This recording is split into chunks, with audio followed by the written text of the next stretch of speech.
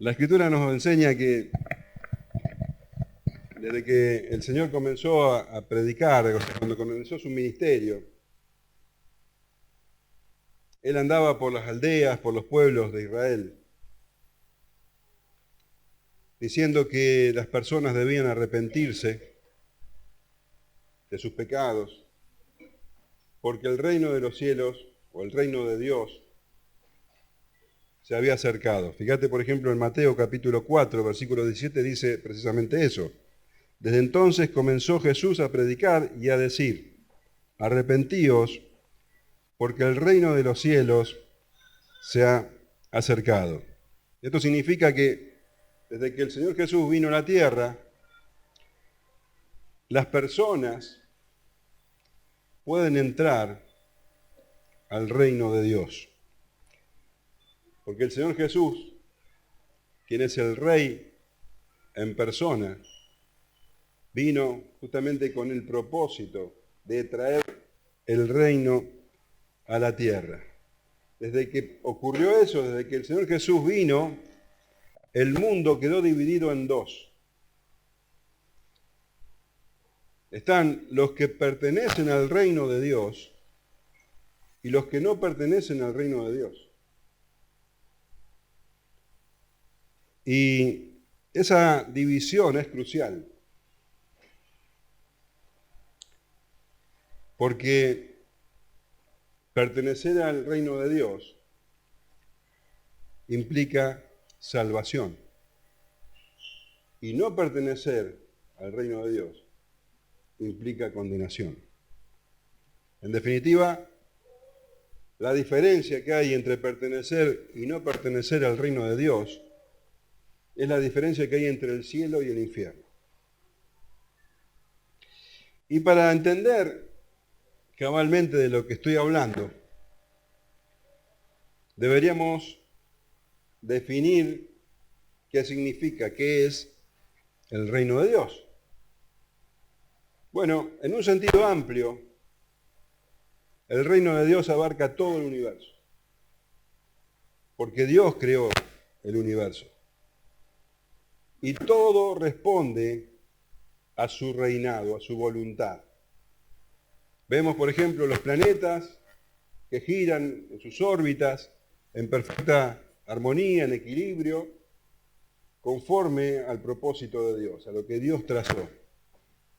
Y así, cada partícula del universo está donde está y existe porque existe debido a la voluntad de Dios. Nosotros vemos que los días se suceden unos tras otros, las noches, las estaciones del año, las lluvias, los vientos, todo responde a la voluntad de Dios. Todo está bajo el reino de Dios. Y la Escritura nos habla incluso que, bueno, los animales, las plantas tienen sus ciclos y todos están conforme, en armonía, a lo que Dios planeó. Todo el universo entonces está bajo el reinado, el reino de Dios. Pero con el hombre distinto. Con el hombre más complicado. Cuando digo hombre, hay que aclarar hoy día que estoy hablando de hombre y mujer, el ser humano. El ser humano es complicado, porque el hombre es rebelde a Dios. El hombre no busca hacer la voluntad de Dios, busca hacer su propia voluntad.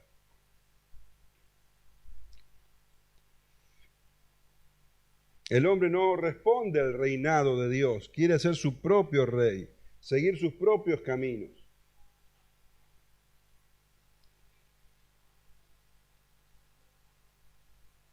Aunque, en definitiva, así como todo el universo, la vida del hombre depende de Dios. El hombre no elige, por ejemplo, cuándo nacer, dónde, no elige, no sé, su estatura. Es Dios quien determina todo. Pero el hombre no acepta la voluntad de Dios y está en abierta rebeldía contra él. rechaza abiertamente a Dios. Y Dios dice, pone delante del ser humano la bendición y la maldición, la salvación y la condenación. En Deuteronomio capítulo 30, versículos 19 y 20, leemos lo siguiente. A los cielos y a la tierra llamo por testigos hoy contra vosotros, que os he puesto delante la vida y la muerte, la bendición y la maldición. Escoge pues la vida para que vivas tú y tu descendencia, amando a Jehová tu Dios, atendiendo a su voz y siguiéndole a Él, porque Él es vida para ti y prolongación de tus días. Seguir a Dios es la vida. Seguir los propios caminos. Dice que el hombre piensa que los caminos suyos son buenos, pero son caminos de muerte. El hombre escoge, el ser humano, escoge no seguir a Dios. El apóstol Pablo dice en Romanos capítulo 3, versículos 10 en adelante, como está escrito, no hay quien entienda, no hay quien busque a Dios. Todos se desviaron, a una se hicieron inútiles. No hay quien haga lo bueno, no hay ni siquiera uno. Las personas creen que no necesitan de Dios. Creen que seguir sus propios caminos es lo que le conviene. Y creen que creen de sí mismos que son lo suficientemente buenos. Que si Dios existe, no tendría ninguna queja contra ellos. Por eso Pablo dice, recién lo leíamos, no hay quien entienda. No se trata de que tengas una conducta más o menos buena, de que hagas algo bueno para enmendar algo malo que hiciste. No se trata de eso. En realidad se trata de si vos pertenecés al reino de Dios o no. Si vos tenés como lo más importante de tu vida hacer la voluntad de Dios, bueno, es porque estás en el reino de Dios. Ahora, si vos entendés que lo más importante de tu vida es seguir tus propios caminos, hacer tu propia voluntad, no estás en el reino de Dios. El hombre, al rechazar a Dios, se convierte en enemigo de Dios. Y por tanto, entonces, está en condenación. Ahora, la pregunta es, ¿cómo se entra en el reino de Dios? El Señor Jesús tuvo una conversación con un maestro de Israel, un maestro religioso, un maestro de la ley, y nos cuenta Juan capítulo 3, que este hombre llamado Nicodemo le hablaba al Señor de asuntos que tenían que ver con el reino de Dios. Pero el Señor Jesús dice, en el versículo 3, respondió Jesús y le dijo, de cierto te digo, que el que no naciere de nuevo no puede ver el reino de Dios. Para ver el reino de Dios, para entrar al reino de Dios, para pertenecer al reino de Dios, hay que nacer de nuevo. Ahora esto, claro, ¿qué es eso? ¿Qué significa eso, nacer de nuevo? Bueno, esa pregunta le hizo Nicodemo. Nicodemo se sorprendió cuando el Señor Jesús le dijo, ¿cómo es esto de nacer de nuevo? Y dice el versículo siguiente, Nicodemo le dijo, ¿cómo puede un hombre nacer siendo viejo? ¿Puede acaso entrar por segunda vez en el vientre de su madre y nacer? Respondió Jesús, de cierto te digo, que el que no naciere del agua y del Espíritu no puede entrar en el reino de Dios. No es algo que vos podés hacer, porque vos cuando naciste no hiciste nada, o sea, te hicieron nacer. ¿Vos hiciste algún esfuerzo para nacer? No, nadie te preguntó de hecho. Bueno, para nacer espiritualmente, bueno, no es algo que el hombre o la mujer puede hacer, es algo que el Espíritu Santo hace. El nuevo nacimiento es un nacimiento espiritual y solamente lo puede realizar el Espíritu Santo. Y lo hace con aquellas personas que creen en el Señor Jesús. Hablando con Nicodemo, el Señor Jesús dice, porque de tal manera amó Dios al mundo, que ha dado a su Hijo unigénito, para que todo aquel que en Él cree no se pierda, mas tenga vida eterna. Porque no envió Dios a su Hijo al mundo para condenar al mundo, sino para que el mundo sea salvo por Él. El que en Él cree no es condenado, pero el que no cree ya ha sido condenado, porque no ha creído en el nombre del unigénito Hijo de Dios. Y esta es la condenación, que la luz vino al mundo, y los hombres amaron más las tinieblas que la luz, porque sus obras eran malas. Porque todo aquel que hace lo malo aborrece la luz y no viene a la luz, para que sus obras no sean reprendidas. El que cree recibe la salvación. El que cree, el Espíritu Santo le da nueva vida. El que no cree, bueno, el Señor dice, pongo delante de vos la vida y la muerte, la bendición y la maldición. Escoge la vida. El Señor Jesús es la vida. El que no cree, el que no busca la voluntad de Dios, el que no pertenece al reino de Dios, encuentra la perdición. Ahora, el reino de Dios es completamente distinto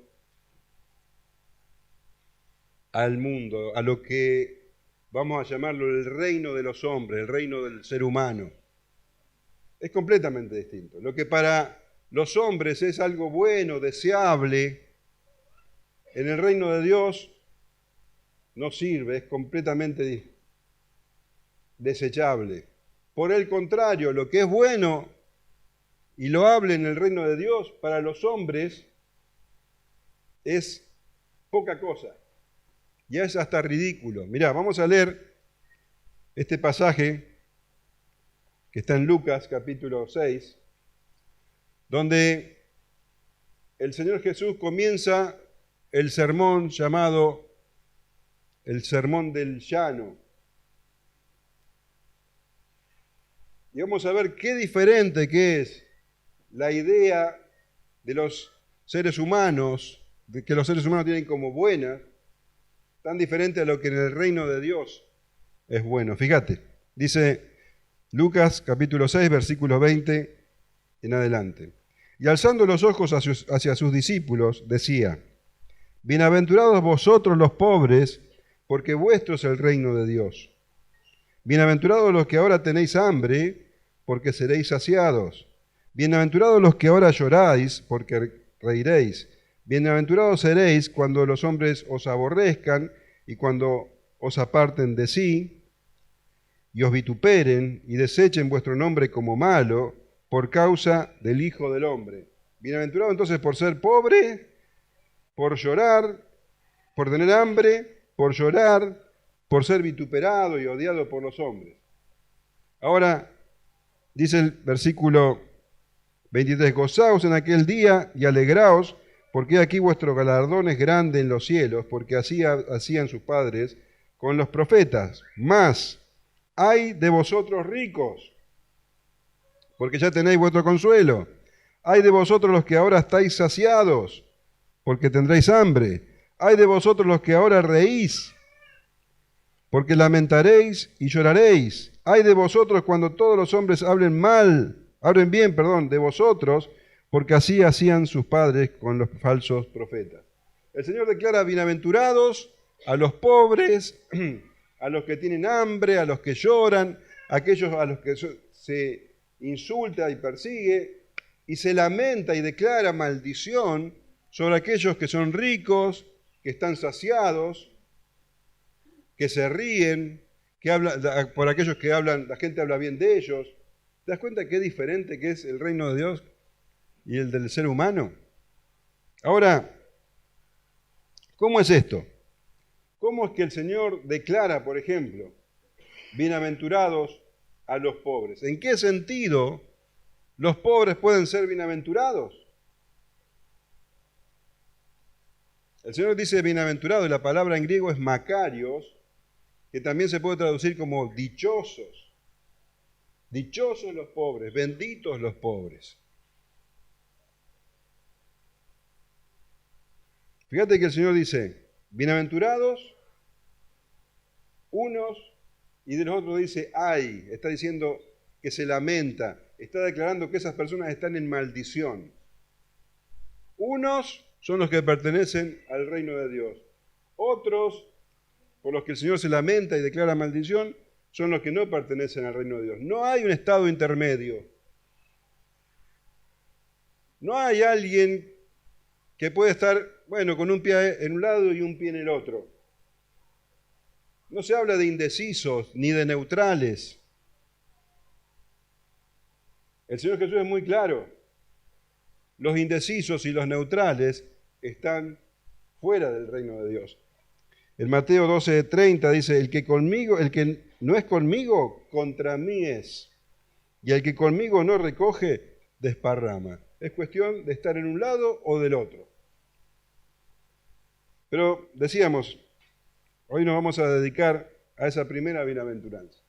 ¿Qué significa que los pobres son bienaventurados? En primer lugar, tenemos que decir que no está hablando de todos los pobres que hay en el mundo. No está diciendo eso. Porque la palabra de Dios es muy clara. Tanto los ricos como los pobres que no pertenecen al reino, que rechazan a Dios, están en condenación.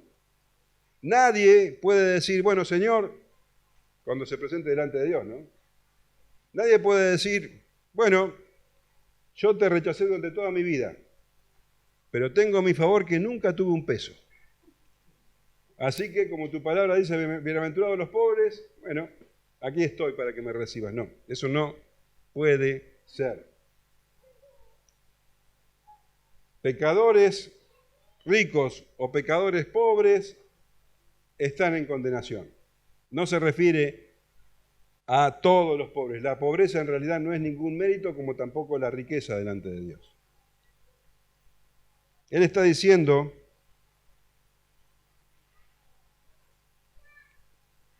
bienaventurados vosotros, los pobres. Y estaba mirando, dice, a sus discípulos. Y alzando los ojos hacia sus discípulos decía, bienaventurados vosotros, los pobres, porque vuestro es el reino de Dios. ¿De quién está hablando entonces?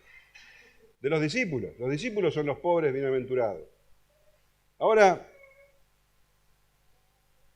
cuando vos comparás este versículo con el paralelo que está en Mateo capítulo 5, el Señor Jesús predica lo que se conoce como el Sermón del Monte. Y Él también declara bienaventuranzas en ese sermón. Fíjate lo que dice en el versículo 3, 5:3 de Mateo.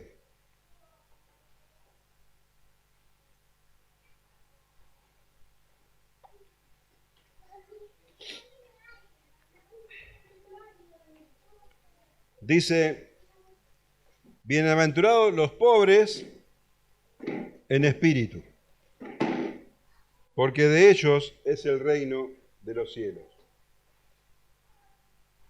El Señor en el Evangelio de Lucas dice bienaventurados los pobres, y en el Evangelio de Mateo dice bienaventurados los pobres en espíritu. ¿Qué significa ser pobre en espíritu? La palabra pobre en griego es tokos. tocos. ¿Y sabes lo que significa literalmente? Significa uno que se agacha con temor. Se está refiriendo al mendigo que está en la situación más miserable.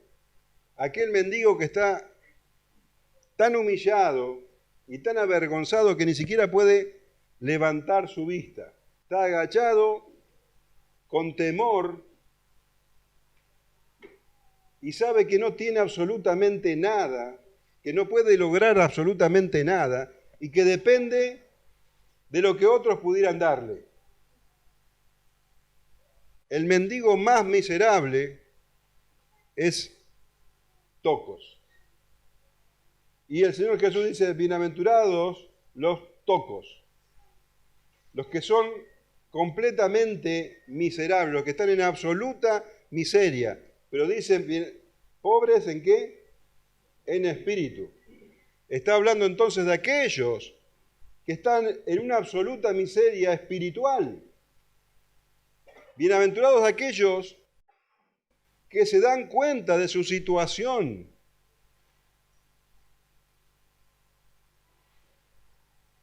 Aquellos que entienden que no tienen absolutamente nada, ninguna clase de riqueza, no pueden presentarse delante de Dios de ninguna manera,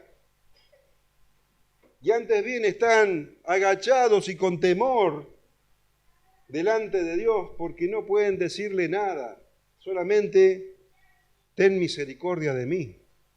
Solamente el pecador que se reconoce a sí mismo en esa situación, el Señor dice, ese es bienaventurado. Aquel que está en la absoluta miseria espiritual, pero que lo reconoce. No puede ni levantar la vista.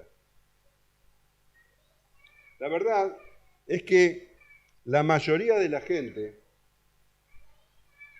no es pobre en espíritu. La mayoría de la gente piensa de sí mismo con bondad. No soy perfecto, pero no soy malo. Yo no robo, no he matado a nadie, pago mis impuestos. Claro, bueno, a veces por ahí alguna mentira o algo así, pero bueno, ¿quién no lo hace? A veces tropiezo y caigo, pero ¿quién no lo hace? Pero si me comparo con otros, mira, que él es mucho más malo que yo. Entonces las personas tienen ese concepto de sí mismos. No soy tan malo. Dios no me puede a mí condenar porque en realidad yo tengo bastantes cosas buenas. Ese es el pensamiento de todas las personas. No son pobres en espíritu. Y el Señor dice, bienaventurados, ¿quiénes? Los pobres en espíritu, aquellos que tienen conciencia de su condición. Son pecadores y no pueden de ninguna manera levantar la vista a Dios porque saben que lo único que se ganaron en esta vida es el infierno, la ira de Dios. No estoy hablando de asesinos, estoy hablando de la gente común.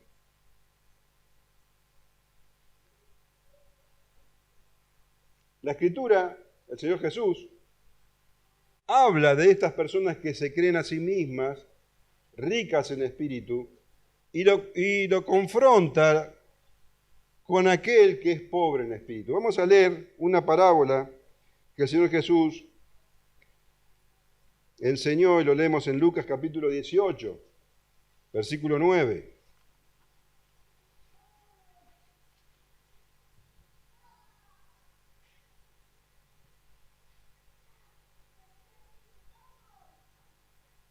Dice así, a unos que confiaban en sí mismos como justos y menospreciaban a los otros, dijo también esta parábola. Ahí tenés una buena definición de lo que es alguien que se cree rico en el espíritu.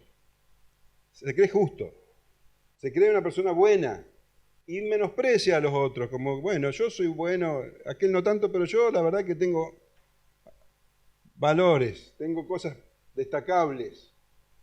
Entonces dice, a unos que confiaban en sí mismos como justos y menospreciaban a los otros, dijo también esta parábola. 2 hombres subieron al templo a orar. Uno era fariseo, un religioso, y el otro publicano, un cobrador de impuestos. El fariseo, puesto en pie, oraba consigo mismo de esta manera: Dios, te doy gracias porque no soy como los otros hombres, ladrones, injustos, adúlteros, y aun como este publicano. Ayuno 2 veces a la semana, doy diezmo de todo lo que gano. Él daba gracias por ser tan maravilloso. Mas el publicano, estando lejos, no quería ni aún alzar los ojos al cielo, sino que se golpeaba el pecho diciendo: Dios, sé propicio a mí, pecador. Os digo que éste descendió a su casa justificado antes que el otro, porque cualquiera que se enaltece será humillado, y el que se humilla será enaltecido.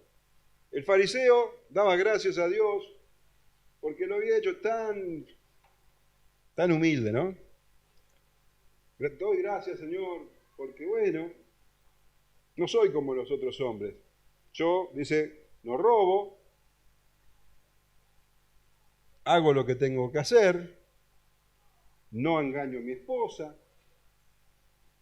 Es más, no solo eso, sino que todavía hago algunas cosas que merecen elogio, porque ayuno 2 veces a la semana y doy diezmo. Realmente esta persona pensaría que Dios estaría muy contento con él. No es como el otro fariseo, el otro publicano. Mientras que justamente el publicano, dice, no podía ni levantar la vista de vergüenza, un tocos.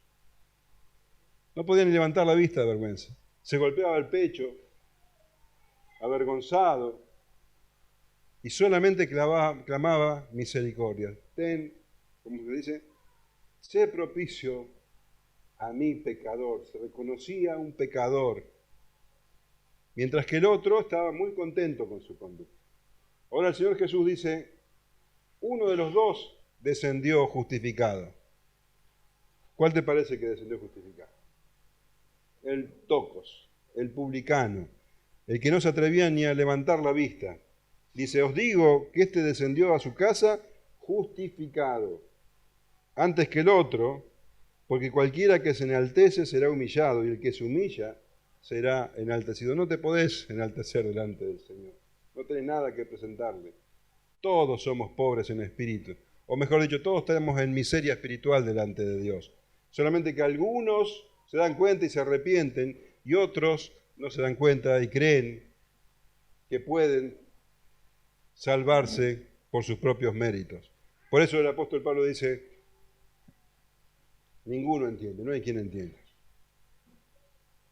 El Señor Jesús dice, bienaventurados los pobres en espíritu, aquellos que tienen conciencia de su estado espiritual, de que no pueden presentarse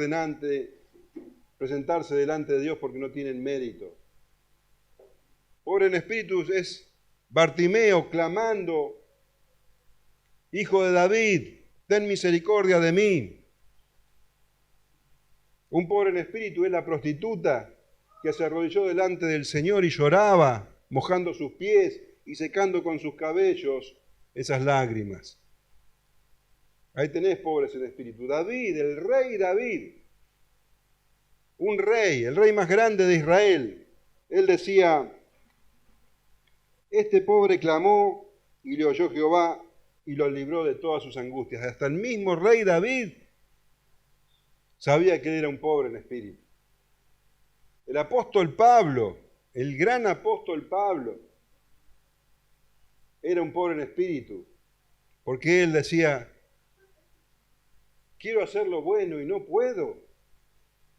Y clamaba y decía, miserable de mí, ¿quién me librará de este cuerpo de muerte? Y él mismo dice, gracias doy a Dios por Jesucristo, Señor nuestro. Tenemos que dar gracias a Dios porque nosotros somos miserables. Pero muchos no se dan cuenta y creen que pueden presentarse delante de Dios por sus buenas obras. En el Evangelio de Lucas, el Señor no dice pobres en espíritu. Dice, bienaventurados vosotros los pobres. Mirando a los discípulos, dice, bienaventurados vosotros los pobres. Esto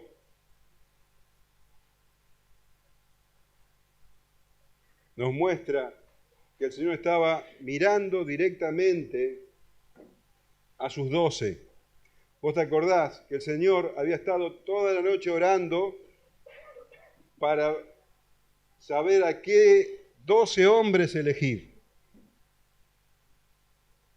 Y cuando los escogió a esos 12, dice que bajaron hasta un lugar llano donde estaba toda la multitud esperándolo. Y el Señor comenzó a hablar. Y cuando dijo, bienaventurados vosotros los pobres, estaba hablando a esos 12 que habían dejado todo para seguirlo. Estamos hablando de hombres que habían estado trabajando toda su vida. Hombres, algunos de ellos prósperos, y hasta un rico, porque pensemos, por ejemplo, que muchos eran pescadores.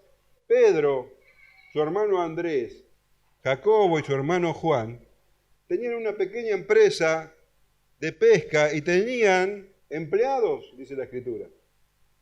Tenían por lo menos 2 barcas con empleados. Y ellos dejaron todo para seguir al Señor. Mateo, que era un publicano, debería tener una fortuna justamente por esa condición de publicano, una fortuna mala vida también. Pero la tenía y dejó todo para seguir al Señor. Por eso el Señor dice, bienaventurados vosotros los pobres, porque ellos eran pobres en espíritu, habían reconocido su miseria espiritual y se habían humillado delante de Dios y siguieron al Señor Jesús. Pero además entendieron que las riquezas de este mundo no ofrecen ninguna seguridad y que ellos habían encontrado una riqueza aún mayor, que es justamente el Señor Jesucristo.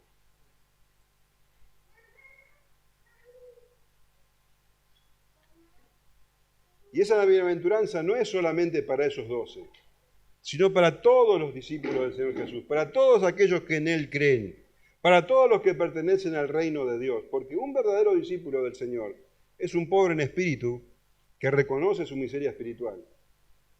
Pero también es alguien que sabe que las riquezas del mundo son pasajeras. Y no está pidiendo el Señor Jesús a todos que dejen todo para seguirlo.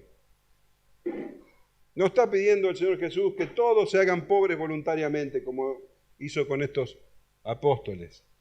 Pero el Señor Jesús dice que si uno no está dispuesto a dejarlo todo por Él, no puede ser su discípulo. Así dice Lucas 14:33, dice,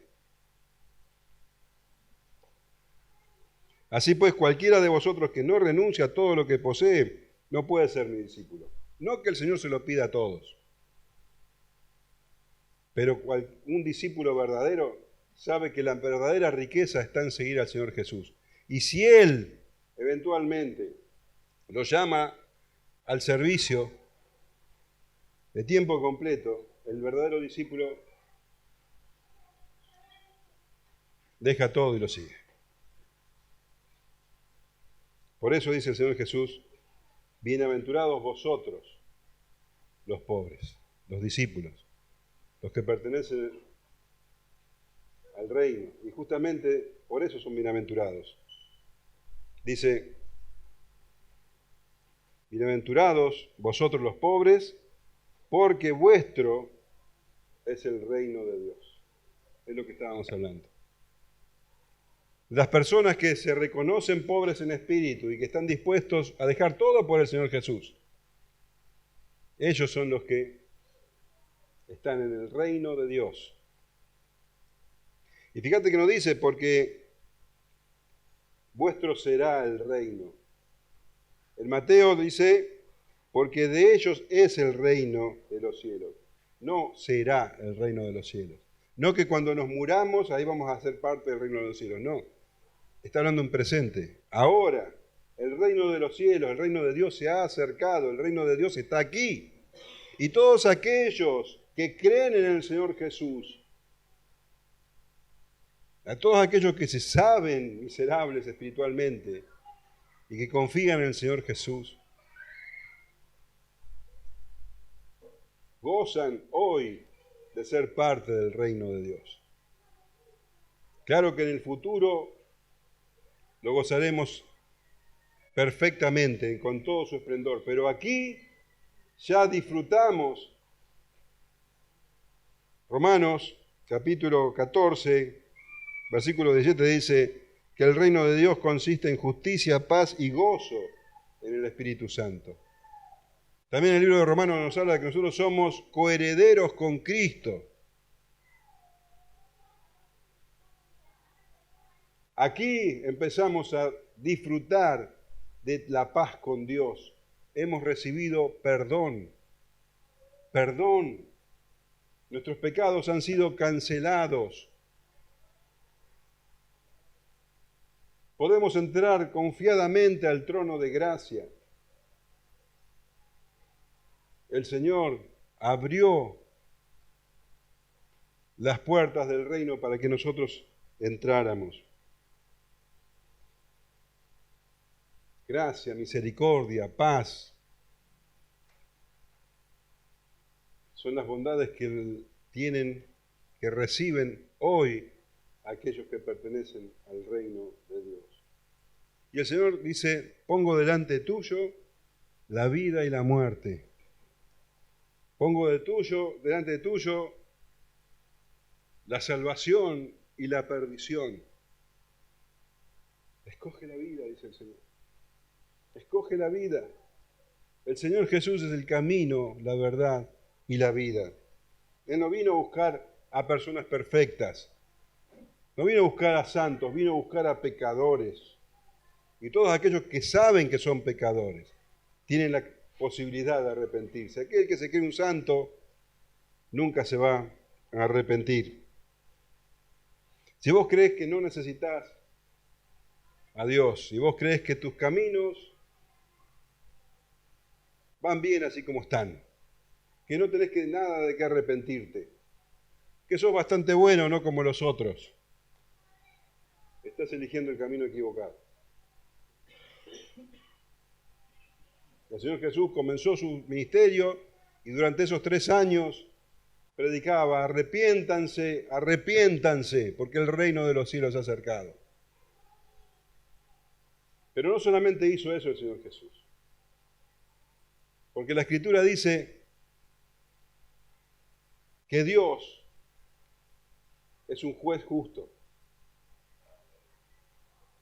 y que como el juez justo nunca puede dar por inocente al culpable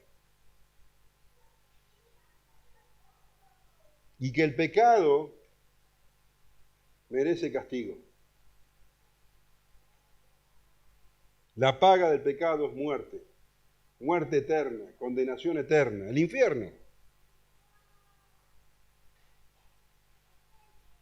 Pero por eso vino el Señor Jesús a la tierra. Él en la cruz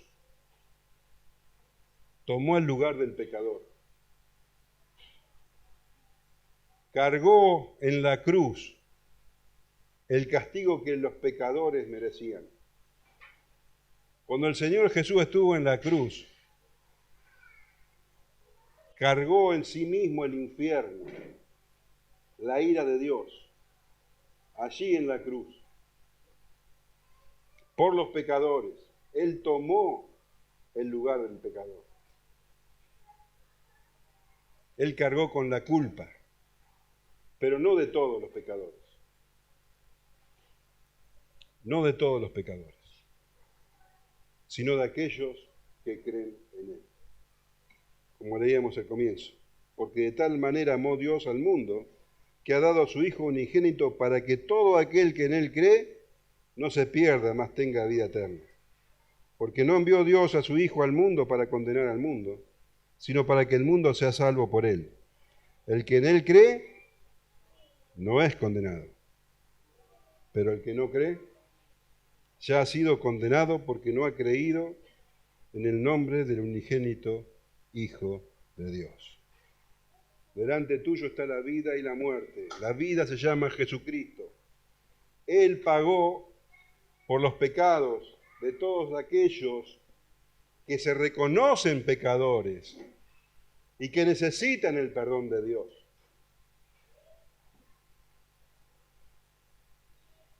El Señor Jesús, el mensaje del Evangelio es: cree en el Señor Jesús y serás salvo.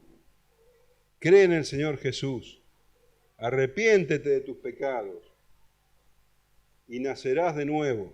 El Espíritu Santo te dará vida nueva, vida en abundancia, y formarás parte del reino de Dios. Amén.